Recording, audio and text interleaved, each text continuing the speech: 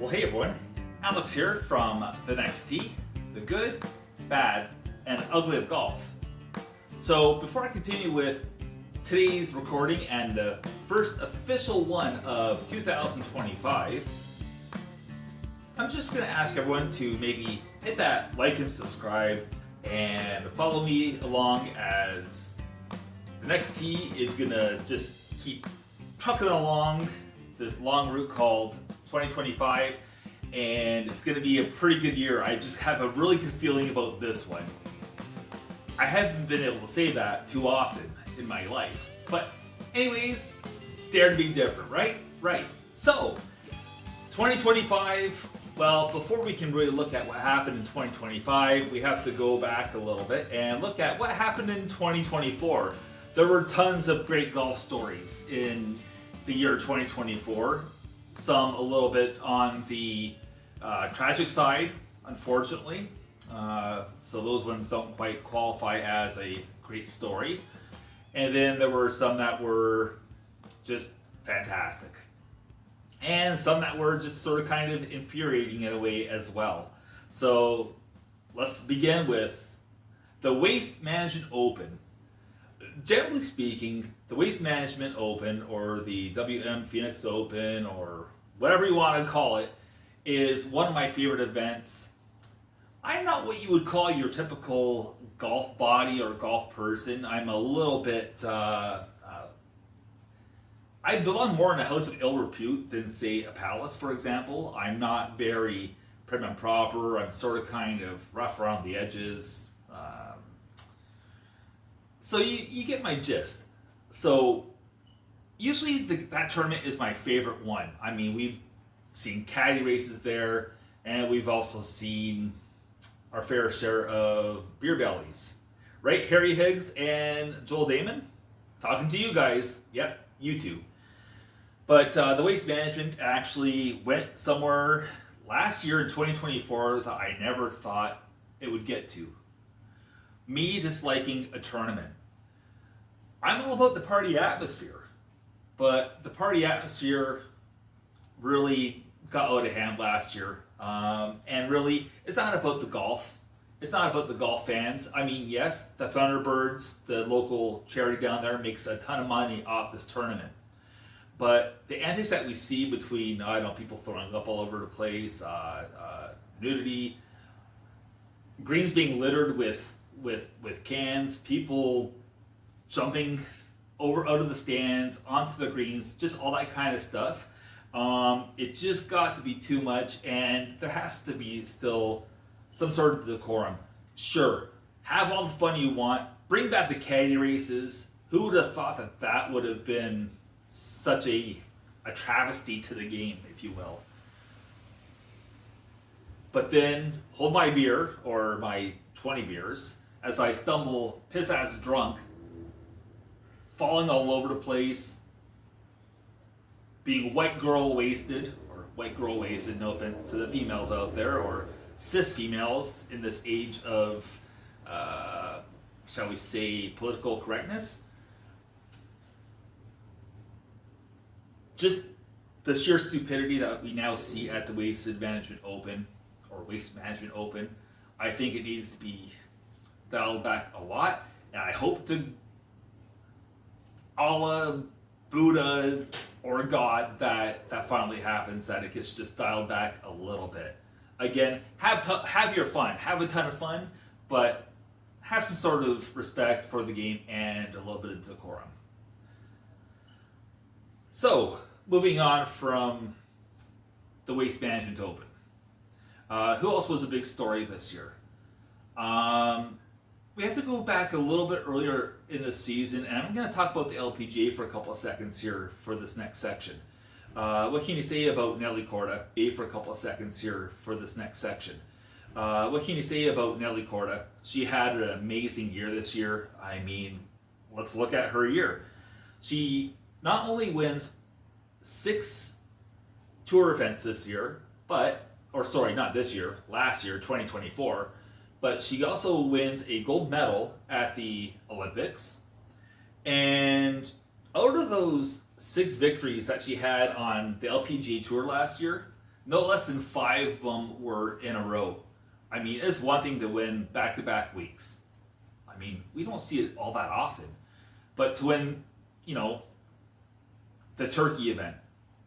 No, not a Thanksgiving turkey, but you know, like in bowling, when you get 3 strikes in a row, it's a turkey, right? 3 is amazing. 4, holy hell. But 5, 5, 5, 5, 5, 5 times in a row, that is insanity.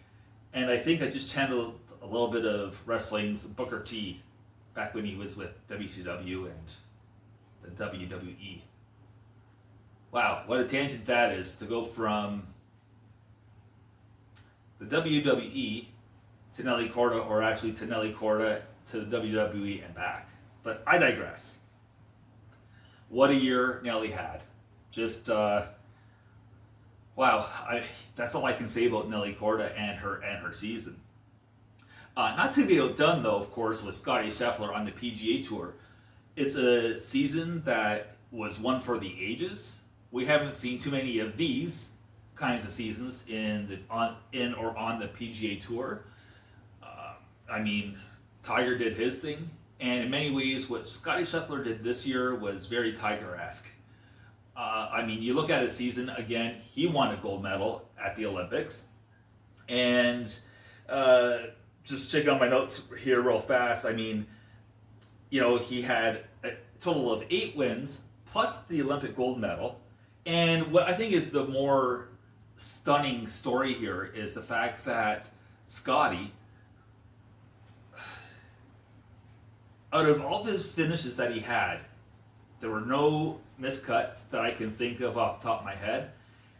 Only 2 were outside of the top 20.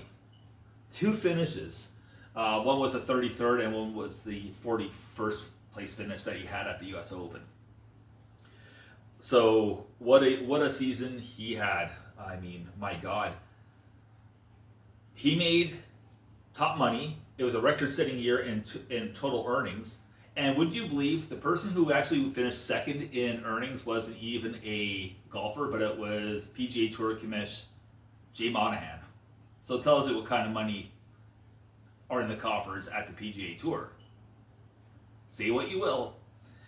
But sticking with men's professional golf, boy, 2024, it just showed again how ugly men's professional golf has gotten. And in particular, I'm talking between the Saudis and the PGA Tour, or Live Golf and the PGA Tour.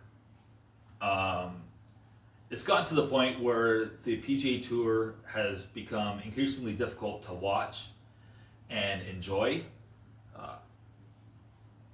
And the ugliness that has ensued. I just hope that in some sort of way that we come to a agreement, and things are turning that way between an agreement of the Live Golf and PGA Tour bodies. Is it going to help that maybe in 2025 Greg Norman is no longer the chairman or whatever of Live Golf? Yeah, that could help. I really think that'll go a long way. And let's face it, any time in sports that we've seen, say, a rival league come into the scene, whether it's the NHL or the NFL or the NBA, we've always seen 2 different bodies that were competing against each other merge. That's ultimately going to happen, and you had to call it. Speaking of Live Golf, just because somebody plays on Live Golf's circuit doesn't mean that they can't play 4 rounds of golf.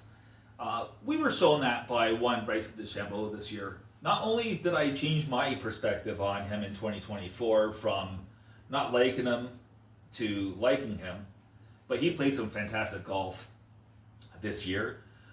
He became very affable, I thought, very likable. And this is after I've really flip-flopped on Bryson DeChambeau in the past. I used to love him. He was different. He was just the way he approached the game. He was cerebral. He was a lot of things. But then he sort of kind of, I don't know, he went into that Buff DeChambeau phase there, and I really started to dislike him. And then there were the antics between him and Brooks Koepka, and that just sort of kind of continued on. I just got sick and tired of Bryson. And then all of a sudden this year happens, and I'm back on the Bryson bandwagon, or the Bryson wagon, if you will. And, I just thought that this year he was very likable. I can't believe that this story got as much play at the end of the year as it did. In what is typically a laughing giggle or a shits and giggles event, we had the PNC Championship, won of course by Team Longer for the 6th time. And coming out of that story the most was the fact that people were outraged by the fact that Bernard Longer was playing the, I don't know, 4 Ts or whatever you want to describe them as. They weren't the 4 Ts, but they were one up from, or is it one back? Either way, people were upset that he was playing the Ts that he played on. Couple thoughts there. One, he deserves it. He earned the right. The man is 67 years old. If you belong at a golf club and you have club championships and there's a super senior division, he would have been in that division. So he's earned the right regardless of his skill level, talent. That's the yardage that he's allowed to play. I mean, he wasn't playing up with Player, for example, right? But people were really pissed off that Longer's team won. It boils down to that one putt that was missed by Team Woods in the playoff. And where was all the outrage when Charlie Woods was smoking Annika's son off the tee? There was no outrage then. It was, oh my God, that kid can pound a golf ball. And he does. He has a great looking swing. I think it looks more like Rory's than his dad's. And there's nothing wrong with that. Don't get me wrong. But I think there has gotten to be a little bit of entitlement and on the way that people look at Charlie. I have nothing against the kid. He's a good golfer, but is he even the best golfer in Florida? I don't think he is, for his age group, that is anyways. So Longer, they won fair and square. They played within the rules as set out by the tournament committee, who of course in all these events or mini tour events, they have all the say in the world at these things. Let's see here, what else? I think it could be a great year for the LPGA in 2025 based on what we saw in 2024. The talent out there is phenomenal. I mean, yeah, you have Nelly Korda. Lydia Ko's back to being her world-beating self. You know what? Brooke Henderson from Canada, she's not too shabby. And the list goes on and on. I mean, you have, I'm not going to try to say the last name, but you have Parjari from Thailand, and the list goes on and on for the phenomenal golfers from all over the world. By the way, I've said it before, and I'll say it again. The LPGA, quite frankly, is the only true world tour that there is. Look at their schedule and tell me that they aren't. Enough said. Do they visit all but one continent on the planet? Only because there's no golf in Antarctica. Or is there? Food for thought. And speaking of the LPGA, I have to backtrack a little bit. The DP World Tour, no offense to those guys, I do not mean to lump them into this whole men's professional golf thing where it's in a really bad place because of all this turmoil. DP World Tour, I apologize for throwing you in that umbrella. I truly, truly do apologize. So the LPGA, there's a big story there as well, just in general. First of all, their commissioner, Molly Marcoux-Samaan, is stepping down. She's done this year, as is Greg Norman, as I previously said. But the LPGA has has real opportunity with all this strife and turmoil on the men's side to really do some business and gain some fans, gain a following. However, they have one major problem that's holding them back. They're on TV, mind you, they're always the, sloppy seconds of the golf world, if you will. They always get what's left behind by everybody else. But if they were to take a really firm stance on pace of play and really penalize, really penalize speed at the play, I think they would get a much bigger viewership than they currently have. Slow play on the LPGA it's a killer. I don't want to sit there for 6.5 hours. True story, back when I was playing on mini tours, we had 6-hour rounds on the Great Lakes Tour, for example. Don't look me up, I played horribly. It's not worth your time, trust me on that one. But the LPGA really does have the potential to do some great damage to what's out there as far as golf viewership goes. You have all these talented players, the majority of amateurs, and I'm looking at you guys.